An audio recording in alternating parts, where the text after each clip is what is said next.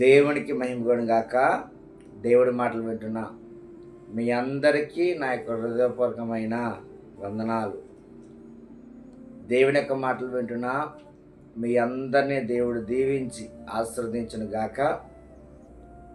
పిల్లరా, మీ అనుదినము కూడా మా కుటుంబం కొరకు, దేవుడు మాకు ఇచ్చిన పరిచయ కొరకు కూడా ప్రార్థన చేయండి.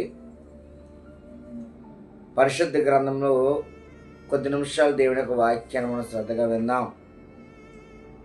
దేవుడు మీతో నాతో మాట్లాడుతున్నాడు కాబట్టి మనందరం కూడా దేవుని యొక్క వాక్యాన్ని వినడం కొరకు ఎప్పుడైతే మనం ఆశపడుతూ ఉంటామో, దేవుడు వాక్యం ద్వారా మీతో నాతో మాట్లాడుతూ ఉంటాడు. కొద్ది నిమిషాలు దేవుని యొక్క వాక్యాన్ని మనం శ్రద్ధగా విందాం.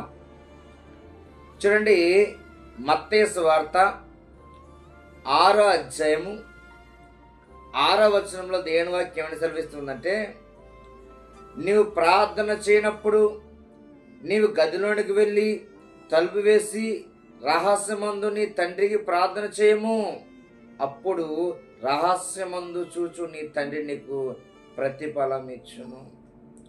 పిల్లరా, గదిలోనికి వెళ్ళి తలుపు వేసుకొని రహస్యమందున తండ్రికి మనము ప్రార్థన చేసేవారుగా ఉండాలట.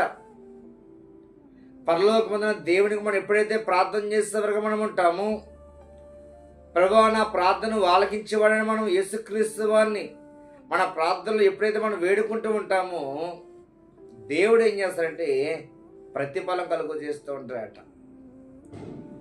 అయితే మన ప్రార్థనలో పెనుగులాడుతూ దేవుడు దగ్గరగా జీవించాలట. ఎప్పుడైతే అలా ప్రార్థనలో మనం దేవుడితో మాట్లాడుతూ ఉంటామో, మన యొక్క ప్రార్థనకి దేవుడు గొప్ప జవాబును కలుగు చేస్తూ ఉంటాడు. అయితే ఉపవాసాలు పెనుగులాడుతున్న మనము, ఉపవాసములు పెనుగులాడుతూ ఎవరైతే దేవుని ముందు గడుపుతూ ఉంటారో, అలాంటి వారి పట్ల మేలు చేయాలంటే, అలాంటి వారి పట్ల దేవుడు మేలు చేసి కృప చూపించాలంటే, మనమట ప్రార్థనలో ఎక్కువగా పెనుగులాడుతూ దేవుని దగ్గరగా జీవించేవారుగా ఉండాలట. అలాగే దేవుని వాక్యాన్ని మన నింపుకుంటూ ఉండాలి.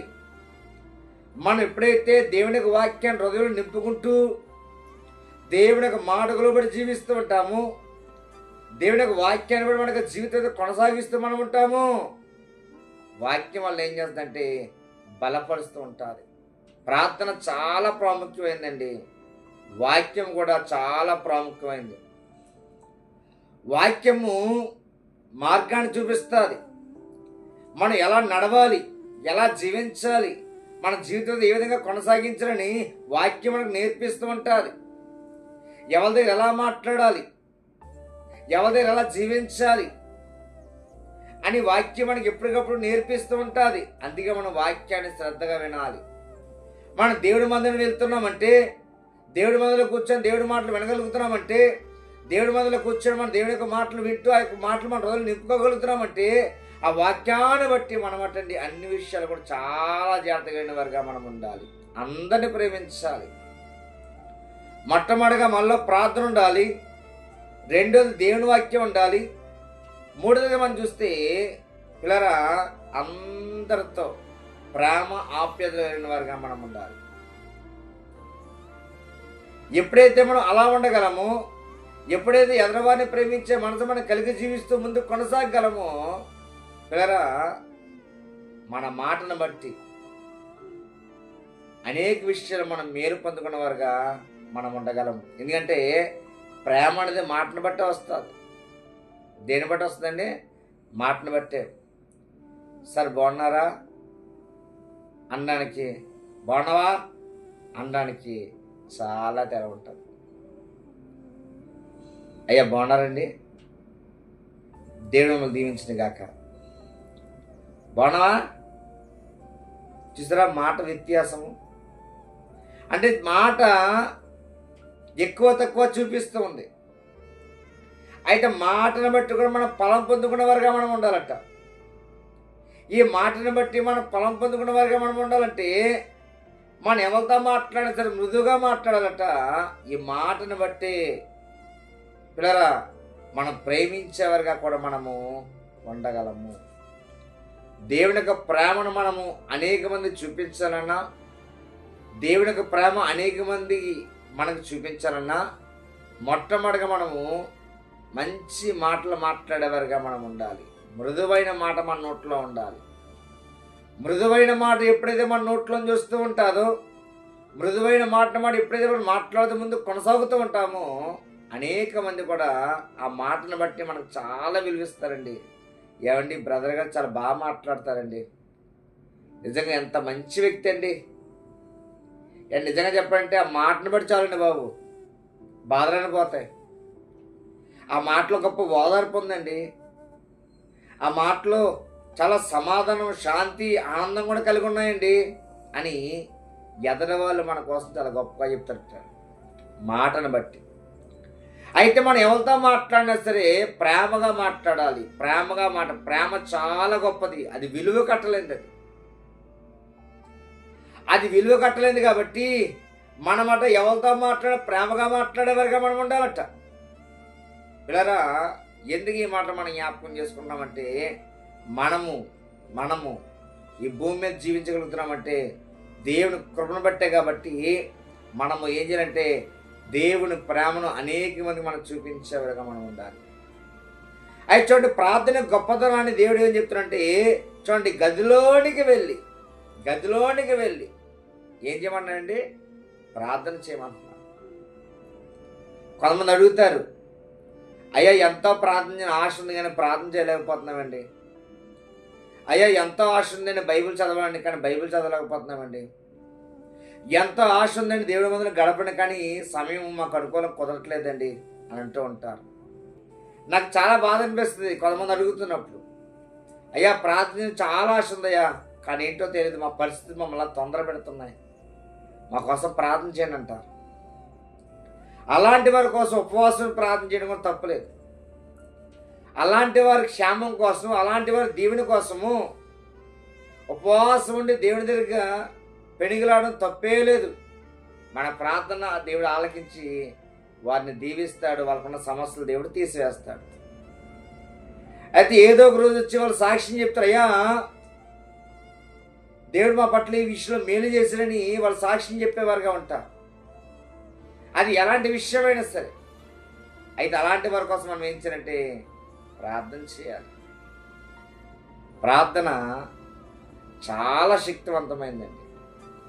ఎలాంటి సమస్యలైనా సరే ఏం చేద్దంటే విడగొడేస్తుంది.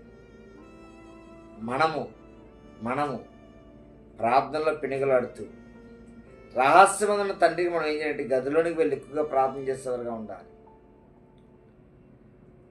మనం మందిరంలో ప్రార్థన చేసుకుంటున్నామా, ఇంట్లో ప్రార్థన చేసుకుంటున్నామా, పనిచేసే దగ్గర ప్రార్థన చేసుకుంటున్నామా, ప్రయాణంలో ప్రార్థన చేసుకుంటున్నామా, ప్రతి దేవుడు చూస్తున్నాడు. కాబట్టి మనం ఏ పరిస్థితిలో ఉన్నా సరే మన ప్రార్థన దేవుడు ఆలకించాలి. అలాగే దేవుని వాక్యాన్ని కూడా మనం శ్రద్ధగా స్వీకరించాలి, వినాలి. విన్న వాక్యాన్ని మనం విడిచిపెట్టేవారుగా ఉండకుండా వాక్యాన్ని బట్టి మనము మన జీవితాన్ని కొనసాగించేవారుగా మనం ఉండాలి. దేవుడి మాటలు వింటుంటాం. మనం తెలియని వారికి దేవుడి మాటలు చెప్పేవారుగా మనం ఉండాలి. మనతో పనిచేసేవారు ఉంటారు, మన ఎదురు వాళ్ళ దగ్గర పనిచేసిన మనతో పాటు పనిచేసే కొంతమంది ఉంటారు. అలాంటి వారికి మనం దేవుడి మాటలు వింటాం. కాబట్టి విన్న మాటలే మనం వాళ్ళకి నెమరు వేసుకుంటూ చక్కగా మనం ఏదైతే నెమరు వేసుకుంటూ హృదయంలో వాక్యం దాచుకున్నామో ఆ నెమరు వేసుకున్న వాక్యాన్ని అనేక మంది మనం పంచేవారుగా ఉండాలి. ఆ వాక్యం ఈ రోజు కాకపోతే ఏదో ఒక రోజు ఫలిస్తారు. ఆ వాక్యం ఈ రోజు కాకపోతే ఏదో ఒక రోజు ఏం చేస్తుంటే ఫలిస్తూ ఉంటుంది. కాబట్టి ఆ వాక్యాన్ని మనం ఏం చేయాలంటే అనేక మందికి మనం శ్రద్ధగా చెప్పేవారుగా మనము ఉండాలి. ఎప్పుడైతే అలా శ్రద్ధగా చెప్తూ ఉంటామో ఆ మాటల వాళ్ళు ఏం చేస్తారంటే శ్రద్ధగా వింటారు. అదేవిధంగా మనం చూస్తే పిల్లరా, ప్రేమ అందరినీ ప్రేమించాలి. శత్రువును కూడా ప్రేమించేవారుగా మనం ఉండాలి. ఒకవేళ ఎదురు వ్యక్తి మనకు అపాయం చేసేవాడుగా ఉన్నాడా, ఎదురు వ్యక్తి మనకు గాయపరిచేవాడుగా ఉన్నాడా, అయినను ఆ వ్యక్తి క్షేమం కోసం మనం ప్రార్థన చేసేవారుగా ఉండాలి. ఆ వ్యక్తి క్షేమం కోసం మనం ప్రార్థన చేసేవారుగా ఉండాలి. ఎప్పుడైతే ఆ వ్యక్తి క్షేమం కోసం మనం ప్రార్థన చేస్తూ ఉంటామో ఆ వ్యక్తిలో ఈరోజు కాకపోతే రేపన్నా ఏదో ఒక రోజు మార్పు వస్తుంది. ఆ మార్పును బట్టి దేవుని ప్రేమను బట్టి ఆ వ్యక్తిలో కూడా పిల్లరా, ప్రేమ అనే ఒక మనసు పుట్టే విధంగా దేవుడు చేస్తాడు. ఎవరిని ఎంత మంచివాడండి, ఎంత మంచి మనసు అండి బాబు నిజంగా అనేలాగా దేవుడు ఏం చేస్తాడంటే ఆ వ్యక్తిని చేస్తాడు. అయితే మనం ప్రేమించేవారుగా ఉండాలి. ప్రేమను చూపించే మనసు మనకు కలిగిన వారుగా ఉండాలి. ఎవరిని మనం శపించకూడదు. నోటి మాటను బట్టి ఎవరిని మనం శపించకూడదు. ఎవరిని కూడా మనం తక్కువ చేసి మాట్లాడకూడదు. ఎవరిని ఏ స్థితిని బట్టి కూడా మనం వ్యత్యాసం చూపించేవారుగా మనం ఉండకూడదు. మనం అన్ని విషయాలు కూడా ప్రేమను కలిగి, సమాధానం కలిగి దేవుని దగ్గరగా జీవించేవారుగా మనము ఉండాలి. ఎప్పుడు అలా ఉంటాము దేవుడు పిల్లరా, ఎదరవారి కుటుంబాలను దేవుడు గొప్పగా దీవిస్తూ ఉంటాడు. అలాగే మన కుటుంబాలను కూడా దేవుడు ఏం చేస్తాడంటే దీవిస్తూ ఉంటాడు. మన ప్రార్థన వ్యర్థంగా పోకుండా మన యొక్క ప్రార్థన దగ్గర ప్రతిఫలం దేవుడు ఏం చేస్తుంటే కలుగు చేస్తూ ఉంటాడు.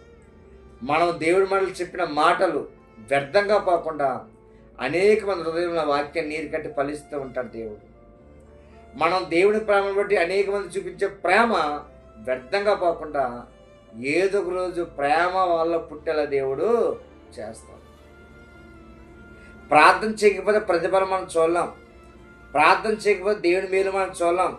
అయితే ప్రార్థన చేసేవారుగా మనం ఉండాలి.